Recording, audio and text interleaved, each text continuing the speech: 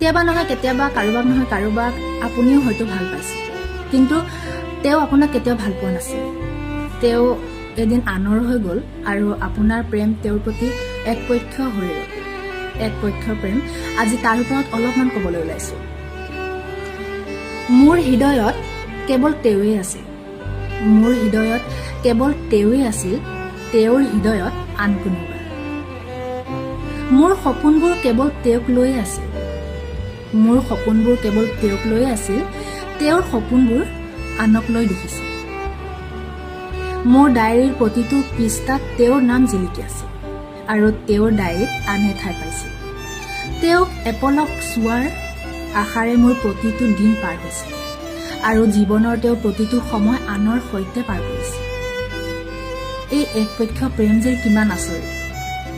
কাৰোবাক নাপাওঁ বুলি জানিও কাৰোবাক নিজৰ নহয়